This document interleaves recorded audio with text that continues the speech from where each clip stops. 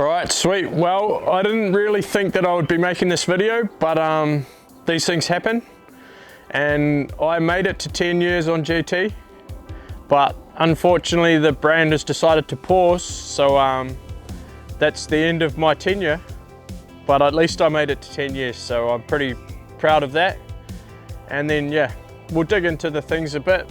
For GT, for me, was like the brand as a young kid that I probably dreamed of riding for. Myself and my brother Ed, we used to sit down after school most days and watch this GT VHS called Dead Sailor. It was a BMX video, but it also had Hans Ray in there. So to end up full circle and get to be teammates with Hans Ray, it's a pretty special thing, and I was lucky enough to do that. And then to ride for GT, the video that I watched every day, it's kind of like everything went full circle. And to ride for them for 10 years, pretty crazy. It really kind of made my career to be what it was, because prior to GT in 2015, I was riding for Bulls, which is a big German company, but globally, maybe not so known in the mountain bike space. So it was a good team still, but to get the offer to ride for GT was like something special at the time, and I was like, I really need to take this. I kind of had to really take a bit of a risk and leave Bulls early to get into the GT contract. And Steve Spencer was the guy that made that all happen for me. He's known as Coach. He was like the original GT legend. So thanks very much to Coach. He really brought me onto the program and made everything happen for me. So that worked out pretty special. With making that move in 2015, I think it really like kind of springboarded my career, because I suddenly rode for a brand that had some standing in the scene and had like a long history of racing. Prior to that, like not too many people knew Bulls, but then once I rode for GT and I kept doing what I was doing, it kind of put me into a good place and allowed me to be seen a lot more, maybe boosted my profile, so it's pretty cool.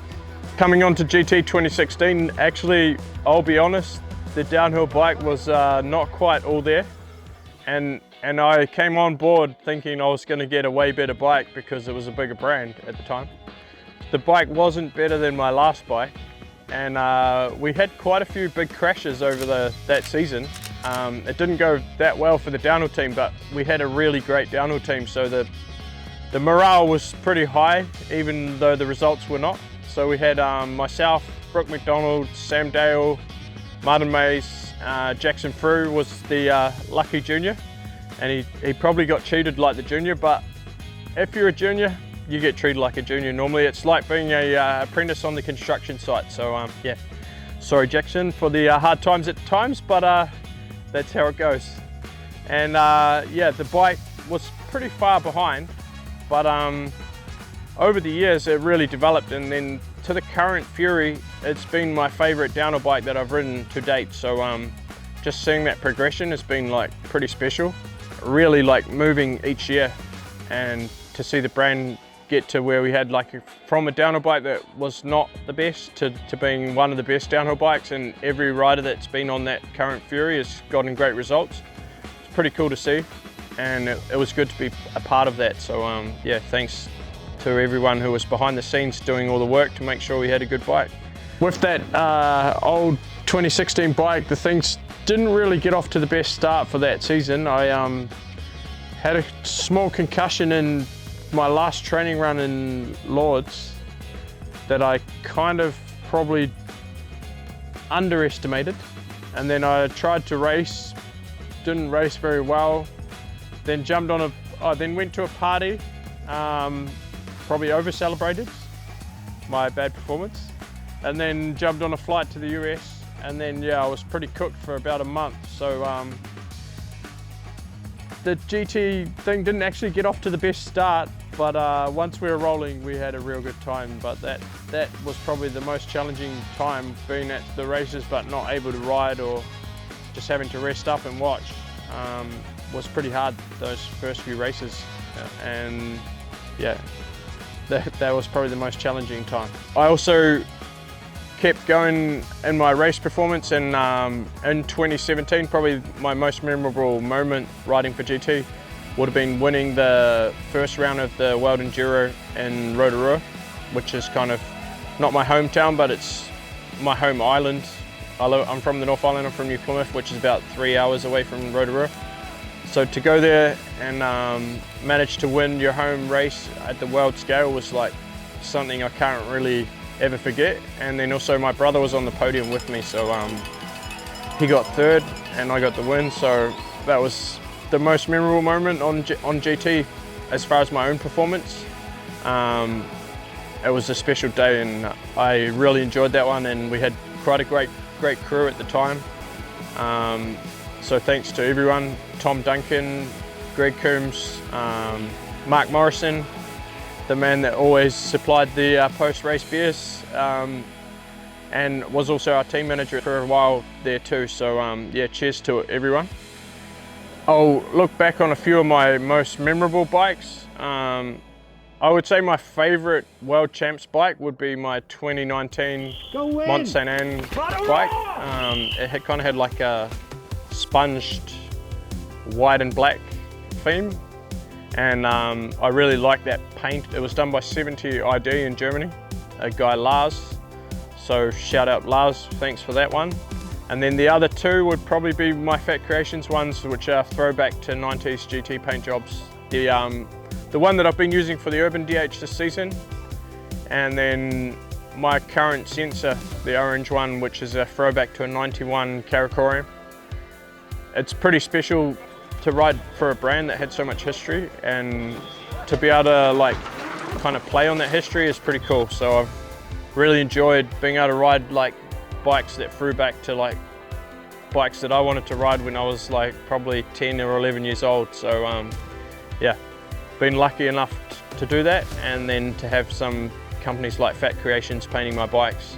It's unreal. It's been kind of the dream that I had as a young kid to ride for this brand, and I don't know, just to be in this position where this is my job. Like, that was what I dreamed of when I was younger, and for it to be real was pretty special, and to be part of GT for 10 years is crazy. So yeah, it's kind of surreal that it's over, and I still would have continued forward. It was like the right place for me, and everything, the fit was almost perfect, with the vibe of the company, the people, the staff, like just everything was a good fit. But that's the way things goes, and it is business at the end of the day, so we can't let it get too personal. But yeah, it's been the brand that kind of has made my career, so I have to be forever thankful for that, and a lot of good memories. Going to some good memories, probably my favourite teammate over the years was the teammate I spent the most time with and was in the brand for the longest, Martin Mace. We had so many good times. He was always like an amazing competitor, but also very humble, so you never really get the ego. And we always had a good time. There were plenty of loose post-race moments. Martin would get 2 beers in him, and he'd get a little bit loose. I've seen a few moments where he got out of trouble somehow. But yeah, it just was a great time, and my best memory with Martin probably was seeing him win in La Bresse in 2018. And that was on a bike that was just launching at the time, so the previous model Fury. And he was mainly doing enduro. He just showed up, did downhill, didn't really have any time on it, and then did the La Bresse World Cup and won, and just kind of showed all the downhill riders what's up. And then the next week he went to Lenzerheide World Champs and got second by nearly nothing to Loic. So he did some amazing stuff, and I'm looking forward to see Martin back in downhill this year, so it's going to be special. Thanks for all the good times, Martin, and yeah, I enjoyed sharing the team with you over those years. We had some really memorable moments. So where does that leave me now? Well, I've been lucky enough to have been supported by the current boss, Jason. Shout out to Jason for doing everything he could with the card he was played. You can't really do much when you're on a sinking ship. as such. So yeah, he's been the captain that has gone down with the ship, and thanks very much, Jason, for making every effort to make it all work and to look after us. So I'm already looking where to go forward in the future. And I'm in just some discussions with a few different brands. It's quite hard to move on from GT. I don't know, change is also exciting, so I kind of have to just take it as it is, and also like really have to be proud that I was 10 years with one brand. Not many athletes in the sport can ever be 10 years with one brand. It's been a great ride. I'm forever thankful to GT for everything they gave me over the years and how they let me build my career in the sport. So yeah, over and out from GT.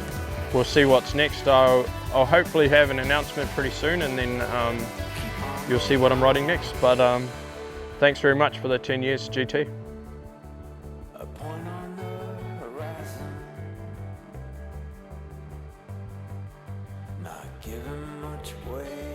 Finally, a massive shout out to the man behind the camera over all these years, Sven Martin, who has managed to document a lot of these good times, and here's a few of them here. Thanks very much, Sven. Just where